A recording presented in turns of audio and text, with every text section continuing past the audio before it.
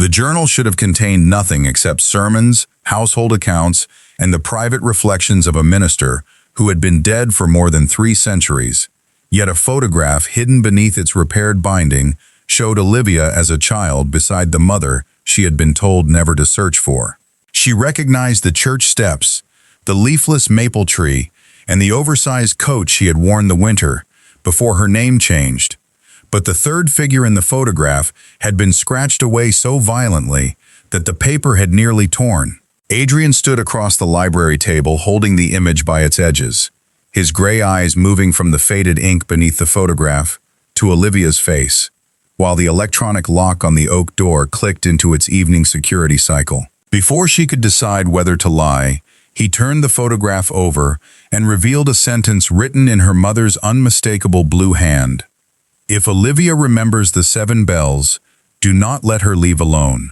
Somewhere below them, the mansion's alarm began repeating a quiet warning that someone had entered the building using a security code assigned to a man who had died 12 years earlier.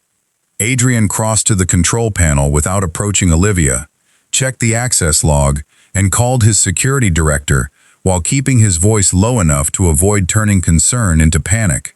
The unauthorized code had opened a service entrance on the ground floor, but the camera covering that corridor had gone black 14 seconds earlier, which meant the intruder understood both the mansion and the timing of the automated locks. Olivia asked him to release the library door immediately, and Adrian entered a manual override, then showed her the green indicator before stepping aside so she could choose whether to leave or remain. She gripped the brass handle, yet the sentence on the photograph held her in place, because her mother had died when Olivia was 11, and no stranger should have known the phrase about 7 bells. Adrian said he would not ask for her history, but he needed to know whether the message described a real memory or merely something designed to frighten her. Olivia remembered snow gathering on the church railings, her mother pulling her beneath the bell tower, and 7 slow chimes ringing after midnight when no funeral had been announced. She also remembered being told the next morning that a bookkeeping fire had destroyed several charity records, although the church itself had never burned and the adults around her had refused every question. Months later, after her mother's death in what police described as a winter highway accident, a family attorney arranged Olivia's legal name change and placement with relatives in Vermont. She had spent 19 years treating those events as separate tragedies because the alternative required believing the adults who protected her had also hidden something essential. When she told Adrian only that the bells were real, he did not press for more, but his expression sharpened as Daniel reported that the intruder had left before security reached the service stairs. A small archival box waited on the landing outside the library, positioned where Olivia would have found it if she had walked out alone. Inside lay a restored leather bookmark embossed with a compass rose, a photocopy of an old Boston newspaper article, and a cassette tape labeled Eleanor Carter, February 14th. The article described the disappearance of scholarship funds established for 6 children from working-class families, then noted that the surviving daughter of a deceased witness had received a protected name change. Someone had highlighted the word surviving so heavily that the yellow marker had bled through the page, while the cassette case carried a fresh fingerprint smeared across the plastic. Adrian ordered the box sealed for police, but Olivia stopped him before Daniel could remove the tape, because Eleanor was her mother's name and February 14th was the date of the accident. Before she left, Adrian placed the photograph inside a protective sleeve and slid it toward her, saying ownership belonged to the person whose life it could change, rather than the man who purchased the book containing it. Olivia studied the scratched-out figure again and noticed a small silver watch visible beneath the damaged edge, engraved with the same compass rose stamped into the leather bookmark. She asked Adrian whether the symbol belonged to his family, and he answered that his grandfather had used it as the private mark of the Mercer Foundation, the organization accused of losing the scholarship money before Adrian inherited control. The revelation made every kindness he had shown feel suddenly unstable, because her mother's warning had been hidden inside a book owned by the family whose charity records vanished. Then Adrian opened the cassette case under the detective's supervision, and a folded strip of paper slipped free before anyone touched the tape. In Eleanor's blue handwriting, it contained one final instruction. Ask Adrian what his father did after the bells stopped. Adrian did not defend his father, which disturbed Olivia more than denial would have, because silence suggested the question had reached a place he had spent years avoiding. He explained that Charles Mercer served as treasurer of the foundation when the scholarship money disappeared, then resigned 3 days after Eleanor's accident and never returned to public life. Adrian had been 17 and remembered only fragments from that winter. Arguments behind locked doors, his father burning letters in the fireplace, and his grandfather insisting that certain truths could destroy innocent people along with the guilty. Charles died 12 years later without offering a confession, leaving Adrian control of a private archive reorganized shortly before his death.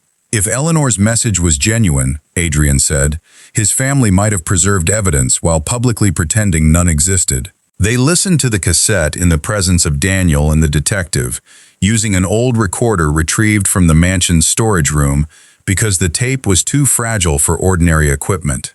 Eleanor's voice emerged beneath static, calm at first, describing 6 scholarships funded through a charitable trust established by immigrant families after the Second World War. The foundation had reported the money lost through accounting errors, yet Eleanor discovered that each scholarship payment was redirected into a property partnership purchasing condemned buildings around Beacon Hill.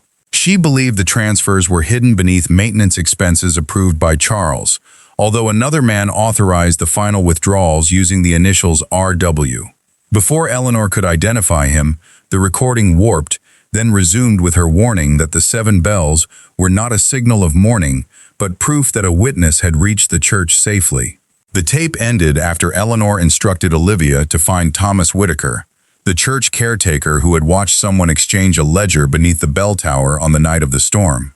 The detective located a current address for Thomas at an assisted living community outside Boston, but before officers could contact him, the facility reported that he had checked out with an unknown relative 2 days earlier. Security footage showed an elderly woman signing the visitor register under the name Helen Ward, while the vehicle used to collect Thomas belonged to a courier company dissolved 15 years before. Olivia recognized Helen from the scratched photograph once Adrian digitally reconstructed the damaged area using a high-resolution scan.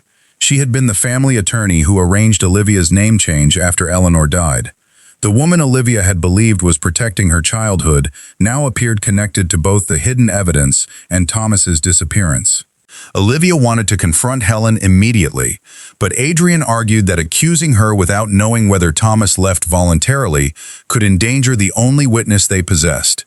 Instead, they searched public probate records and learned that Helen had inherited a small house in Concord from Eleanor under a sealed trust Olivia had never been told existed. Olivia felt anger harden beneath her fear, because people had made decisions about her identity, her inheritance, and her mother's memory while calling those decisions protection. Adrian reminded her that discovering the truth did not require forgiving anyone who had hidden it, then offered access to every Mercer archive without conditions or supervision.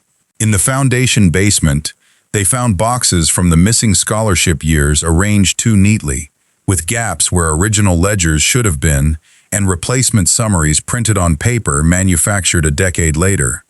Daniel traced the reorganization contract to Helen's former law firm, establishing that she had entered the archive after Charles's death and before Adrian inherited control. Inside a drawer labeled Church Restoration, Olivia discovered 6 student files, each containing an unsigned tuition promise and a photograph of a child standing beside Eleanor. The 6th photograph showed Olivia herself, proving Eleanor intended her daughter to receive one of the scholarships she was investigating. Adrian found a handwritten note from his father clipped beneath Olivia's file, stating that the child must never receive foundation money because accepting it would create a trace others could follow. The sentence sounded cruel until Olivia noticed a bank routing number written on the reverse, connected to the sealed trust that purchased Helen's Concord house. Charles had diverted his own money to support Olivia indirectly, while removing her name from the compromised foundation, suggesting he knew she faced danger and attempted to protect her without exposing why. Adrian admitted that his father's secrecy had harmed everyone who needed truth, even if some choices were motivated by fear rather than greed. Olivia realized the central question was no longer whether Charles participated, but what forced him to help conceal the theft after trying to shield Eleanor's child. A message arrived on Olivia's phone before they could search further, sent from Eleanor's long-disconnected number and containing a photograph taken through the basement window only moments earlier. In the image, Adrian stood beside Olivia while Daniel examined the student files, and beneath it appeared a sentence written in plain digital text rather than familiar blue ink. "Stop looking for Thomas, or the next 7 bells will be for him." Adrian ordered the building sealed, but Olivia stared at the photograph and understood that the sender had not merely followed her. Someone with access to the mansion's camera system had been watching from inside the Mercer Foundation. The mansion lockdown revealed no intruder, but Daniel discovered that the basement camera had been accessed through a maintenance account created under the initials RW only 6 weeks earlier. The account belonged administratively to Russell Ward, Helen's late husband, who had served as outside counsel for the Mercer Foundation during the scholarship scandal. Adrian's technology team confirmed that someone had revived Russell's credentials using information contained in sealed personnel files, then routed the connection through a public terminal near Concord. Olivia suspected Helen immediately, yet the threat against Thomas felt inconsistent with the woman who had once carried her away from reporters and stayed beside her through every nightmare after Eleanor's death. Either Helen had protected her for the wrong reasons, or someone wanted Olivia to mistake secrecy for guilt. They drove separately to the Concord house after notifying the detective, who agreed to wait nearby while they determined whether anyone was inside. The property appeared abandoned, except for a lamp glowing upstairs. Olivia used the brass key found inside the bookmark's stitched lining. The key opened the side entrance, where the air smelled of cedar, old paper, and the medicinal soap Helen had used when Olivia was a child. On the dining table stood 7 unlit candles surrounding a tape recorder, beside a handwritten note instructing Olivia to press play only if Adrian had chosen to come without lawyers. Helen's recorded voice explained that Thomas had left the assisted living facility willingly because someone had already attempted to question him while pretending to represent the foundation. She had moved him to a safe location and used Russell's dormant courier records to prevent anyone from tracing the trip, but she denied sending the recent threat or accessing the Mercer cameras. For 19 years, she had released clues gradually, according to instructions Eleanor prepared before her death. The photograph was meant to appear during restoration, the newspaper clipping was scheduled through a legal courier, and the bookmark had been placed with a retired bookseller who died before completing the delivery. Someone else had intercepted that plan, accelerated every message, and added intimidation designed to force Olivia into reckless decisions. The recording directed them to a locked cellar beneath the kitchen, where Helen had stored Eleanor's copies of property transfers and correspondence with Charles. Those files showed that Charles discovered Russell Ward and Foundation Director Raymond Weller were redirecting scholarship funds into a development partnership. But Russell threatened to expose Charles's unreported payments for his wife's addiction treatment unless he approved altered summaries. Charles signed 3 documents under pressure, then secretly helped Eleanor copy the original ledger and arranged the 7-bell signal so Thomas could carry it to federal investigators. Raymond learned of the meeting, intercepted Thomas outside the church, and recovered only part of the ledger because Eleanor had separated the pages. The next morning, Eleanor attempted to deliver the remaining proof herself, but her car slid from an icy road after its brake fluid had been deliberately drained. Olivia sat on the cellar floor with her mother's letters spread around her, absorbing the difference between an accident and a killing everyone had agreed to call one. Adrian remained near the stairs until she asked him to sit, then admitted that Raymond Weller was still alive and currently chaired the Foundation's ethics committee. Raymond had advised Adrian since his father's death, approved the journal's restoration, and personally recommended Olivia for the Conservation Commission, which meant he likely intended the photograph to emerge under controlled conditions. Adrian believed Raymond expected Olivia to panic, accuse the Mercer family publicly, and discredit herself before Helen could present organized evidence. The threatening message against Thomas suggested Raymond had lost patience after realizing Olivia and Adrian were cooperating instead of turning against each other. A floorboard creaked above them before either could contact police, followed by the scrape of furniture dragged across the kitchen entrance. Smoke began entering the cellar through gaps around the door, carrying the sharp chemical odor of accelerant rather than burning wood. Adrian found a narrow coal chute concealed behind shelving, but the opening was partially blocked by collapsed bricks and too small for him to pass without clearing it first. Olivia used an iron ledger press to break the weakened mortar while Adrian held his coat against the door, buying time as heat gathered above them. They escaped into the rear garden moments before flames reached the staircase, carrying only one metal document box and Helen's recorder, while the rest of Eleanor's archive burned. The detective arrived with firefighters and found the kitchen door barricaded from outside, transforming the fire into attempted murder rather than another ambiguous warning. Security footage from a neighboring home captured a foundation vehicle leaving the street. Inside the surviving metal box, Olivia found no complete ledger, only a list of 6-page locations, and a letter Eleanor addressed to Charles. The letter thanked him for choosing truth too late to remain innocent, but early enough to save lives, then warned that the final page had been entrusted to the one person Raymond would never suspect. Beneath that sentence, Eleanor had written a name Olivia had seen throughout the foundation files but never considered important: Daniel Brooks. Daniel listened to Eleanor's name in silence, then asked the detective to remain in the room before revealing what his own father had concealed. Samuel Brooks had worked as Charles's private accountant and discovered the scholarship transfers while reconciling foundation expenses, but fear of losing his job kept him from reporting them until Eleanor confronted him with copies. On the night of the 7 bells, Samuel carried the final ledger page away from St. Matthew's, while Thomas drew Raymond's attention toward a decoy envelope. He hid the page inside a family Bible, told Daniel only that it could protect a child someday, and died before explaining which child or why. Daniel had inherited the Bible, but its final pages were missing when he opened the box after Samuel's funeral. Adrian asked why Daniel had never mentioned the story during years of employment, and Daniel answered that scattered suspicions were not evidence, particularly when accusing the family that paid his father's salary and later his own. His decision carried the same moral weakness that had trapped Charles and Samuel, because dependence encouraged silence until silence began resembling loyalty.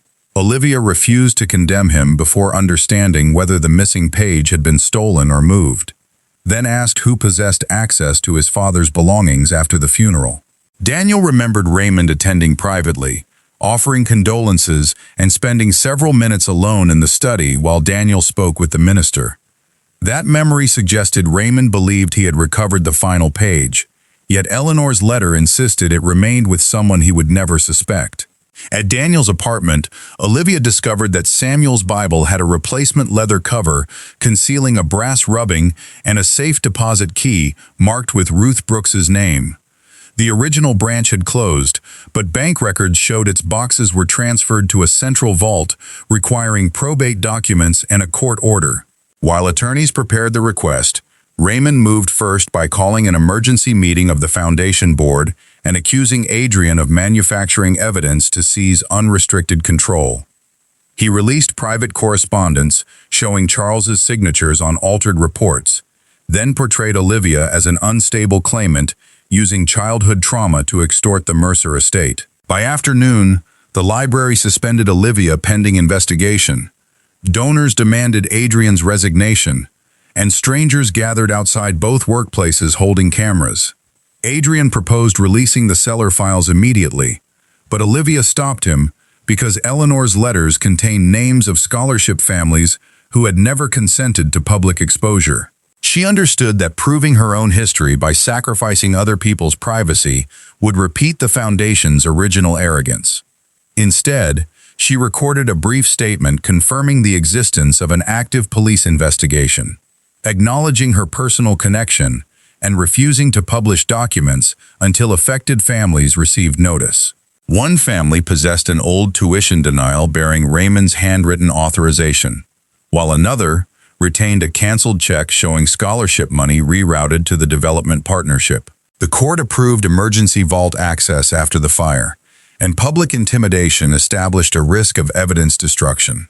Olivia, Adrian, Daniel, and the detective entered the bank under recorded supervision, where the transferred box assigned to Ruth contained only a wool scarf, several letters, and an antique handbell. Disappointment settled through the room until Olivia noticed the bell's wooden handle had been repaired, using the same blue thread sewn into the compass bookmark. She unscrewed the base and found a tightly rolled strip of onion skin paper listing transaction codes, recipient properties, and initials matching Raymond's approvals. The final line recorded a payment made the morning after Eleanor's crash to a vehicle service company that dissolved within a week. The ledger page established motive and financial coordination, but it did not prove Raymond ordered sabotage or the Concord fire. Investigators arranged protective custody for Thomas and Helen, whose location remained known only to the lead detective, while Adrian's board prepared to remove him before he could testify. Raymond offered Olivia a private settlement through counsel, promising full restoration of her professional reputation and a generous trust if she publicly stated that Charles alone controlled the stolen funds. The offer included sealed adoption records revealing the identity of Olivia's biological father, information she had sought privately for years but never found. Accepting would answer the most personal question of her life, while allowing Raymond to bury the larger truth. Olivia requested a face-to-face meeting at St. Matthew's, choosing the church because Raymond believed symbolism could replace security when he felt intellectually superior.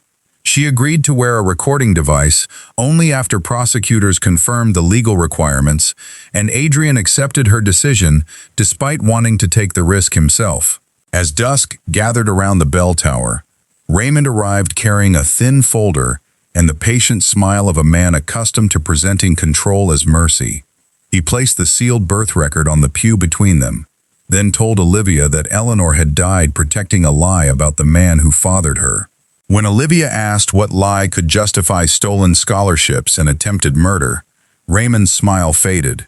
He leaned closer and said Eleanor had not been an innocent witness who discovered the scheme from outside. According to him, she designed the original transfer system, then betrayed everyone after learning one of the missing scholarship children was her own daughter. Olivia did not reach for the birth record because Raymond had placed it within touching distance precisely to make desire compete with judgment.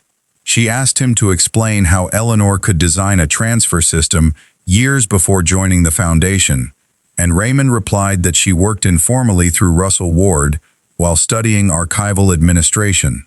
Instead, she asked why Eleanor would expose a scheme that benefited her daughter, and Raymond claimed guilt had made her irrational after Charles threatened to reveal Olivia's paternity. When Olivia asked whether Charles ordered the damage to Eleanor's car, Raymond laughed softly and said Charles lacked the nerve to finish anything he began. He described the drained brake fluid as an unnecessary correction made after Eleanor refused to surrender the final ledger page, then corrected himself by insisting he was merely repeating what investigators had once suspected. The recorder captured both the detail and the retreat, although Raymond noticed Olivia's hands stiffen near the seam of her coat. He seized the device before she could step away, crushed it beneath his shoe, and told her prosecutors would receive nothing except damaged electronics and a grieving daughter's accusation. Olivia answered that the recorder was only a backup, while the church's newly restored security system had transmitted every word to police outside. Raymond moved toward the side door, but Thomas entered from the vestry, accompanied by Helen and the lead detective. Thomas identified Raymond as the man who intercepted him beneath the bell tower, while Helen produced Eleanor's sealed affidavit describing the scholarship structure and naming Raymond as the person who threatened Olivia. The confrontation did not become a theatrical confession because Raymond immediately requested counsel and refused another word. Investigators arrested him for the Concord fire, witness intimidation, financial fraud, and conspiracy connected to Eleanor's death, supported by transaction records, vehicle service payments, security access, and his recorded knowledge of the sabotage. The sealed birth folder remained on the pew after officers led Raymond away, and Olivia stared at it while the church emptied around her. Helen admitted that Eleanor had instructed her to protect the record until Olivia asked freely, not after fear, grief, or public pressure made the decision for her.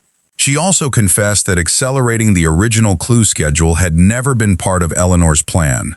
Raymond's intrusion forced Helen to release information sooner, and her secrecy created risks she had underestimated. Olivia told her that protection without explanation had left a child believing her past was too dangerous to deserve, and Helen accepted the anger without asking for forgiveness. Adrian waited outside beneath the maple tree, while Olivia decided whether to open the folder. She invited him closer, then asked why he had not tried to influence her choice, especially when the identity inside might affect the case or his family. He said curiosity did not create entitlement, and love, if it ever grew between them, could not begin by turning her most private answer into shared property. Olivia opened the folder alone and learned that her father had been a young public defender who died before knowing Eleanor was pregnant, a painful but ordinary truth. Eleanor changed Olivia's name to sever the public trail between her daughter and the Foundation scandal, not to conceal who she was from herself forever.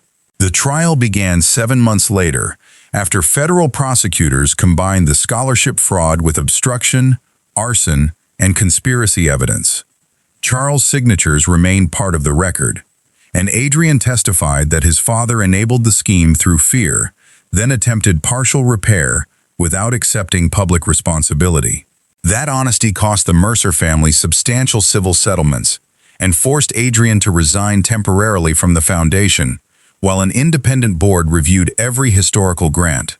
Thomas, Helen, Daniel, scholarship descendants, bank specialists, and the mechanic's archived invoice created a chain strong enough to survive Raymond's claim that all witnesses were coordinating revenge. Raymond was convicted on fraud, racketeering, witness intimidation, arson, and conspiracy related to Eleanor's death. While the court referred Russell's estate and Charles's conduct for civil review rather than pretending one villain explained every failure. The stolen funds, increased through recovered property profits, created a restitution trust for descendants of the 6 scholarship families. Adrian proposed naming the trust after Eleanor, but Olivia declined because her mother had wanted the children remembered rather than herself celebrated. They named it the 7 Bells Fund, with public records showing exactly where every dollar came from and where every scholarship went. Transparency became not a slogan, but a system designed to make future silence difficult. On the evening the verdict was announced, Olivia returned to the mansion library, where the restored journal rested open beneath conservation glass. Adrian had removed the Mercer name from the display label and replaced it with a complete chain of ownership, including St. Matthew's and Eleanor's role in preserving the evidence. He offered Olivia no celebration, only coffee, and the quiet acknowledgement that justice had arrived years too late for the people who needed it first. Olivia told him lateness did not make repair meaningless, but it did make humility necessary. Then Daniel called from the Foundation archive with news that one final sealed package had been discovered behind Charles's former office safe. The package was addressed to Olivia in Charles Mercer's handwriting and carried instructions that Adrian must not open it unless she asked him to. Olivia opened Charles's package at the library table where the photograph had fallen, while Adrian remained across the room until she invited him to sit beside her. Inside lay 3 letters, a notarized statement, and the missing section of Eleanor's original recording, preserved on a second cassette Charles had hidden after Raymond searched the church. Charles admitted approving false summaries under blackmail, but he also confessed that fear became an excuse long after the immediate threat had passed. He had helped Eleanor separate the ledger pages, financed Olivia's protected trust, and preserved evidence against Raymond. Yet he refused to testify while alive because exposure would have destroyed his family's reputation. His final request was not forgiveness, but public disclosure of every document so that Adrian would never inherit silence disguised as protection. The missing recording contained Eleanor's account of the final night at St. Matthew's. including why the bell rang exactly 7 times.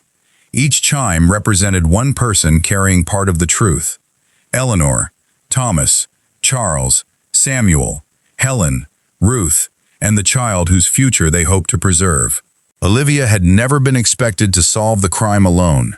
She was meant to inherit evidence distributed among people whose separate weaknesses made complete courage impossible. Eleanor understood that ordinary people often failed under pressure, yet she believed truth could survive when no single frightened person possessed the power to destroy all of it. The design was not flawless, because secrecy prolonged injustice and left Olivia wounded by unanswered questions. But its humanity made the past more complicated than a story divided neatly between heroes and cowards. After the final guests departed, Adrian found Olivia beneath the church's maple tree, holding the leather bookmark that had guided her toward the first public clue. Their relationship had developed slowly through court hearings, ordinary dinners, disagreements about privacy, and evenings when grief made conversation impossible. Adrian had never asked her to reward his restraint, while Olivia had never treated his family's guilt as a debt he could repay through devotion to her. He told her he had purchased the journal years earlier because his grandfather claimed it contained a voice the family was afraid to hear, although Adrian had not understood the warning until Olivia restored it. She answered that restoration never returned an object to innocence. It simply made damage visible without allowing damage to remain the only thing seen. Adrian offered her a small brass key, explaining that it opened a reading room beside the Foundation archive that the Seven Bells Board had voted to dedicate to independent researchers. He had not named the room or designed its rules, and the key carried no promise about their relationship. Olivia accepted it because the gesture offered access rather than possession, then handed him the compass bookmark so both objects could be displayed together. When he asked whether she was ready to leave, she looked toward the bell tower and said she wanted to hear the chimes once more without being afraid of what followed. Thomas pulled the rope from inside the church, and 7 measured notes moved across the evening air. The sound returned Olivia to the winter memory she had avoided for most of her life, but the child beneath the bell tower no longer stood alone inside it. She remembered Eleanor kneeling in the snow, promising that changing a name could protect a future without erasing the person who came before. She remembered Charles watching from the gate, frightened and ashamed, while Helen held an envelope beneath her coat and Thomas waited for the road to clear. What once felt like proof that everyone had abandoned her became evidence of imperfect people trying, failing, and trying again to keep one another alive. Truth had not healed the past by making it beautiful. It had healed Olivia by allowing the past to become whole. She and Adrian walked back toward Beacon Hill without security, ceremony, or promises spoken for the benefit of anyone else. Their future remained uncertain in the honest way every worthwhile future was uncertain, shaped by choices neither wealth nor grief could make in advance. Olivia had spent years believing safety required a locked door between herself and everything she had lost, while Adrian had inherited a family trained to mistake control for protection. Together they learned that trust did not begin when every secret was revealed, but when one person could hold the key and still wait for another to open the door. Behind them, the 7th bell faded over Boston, leaving no warning in its silence, only an invitation to live without hiding.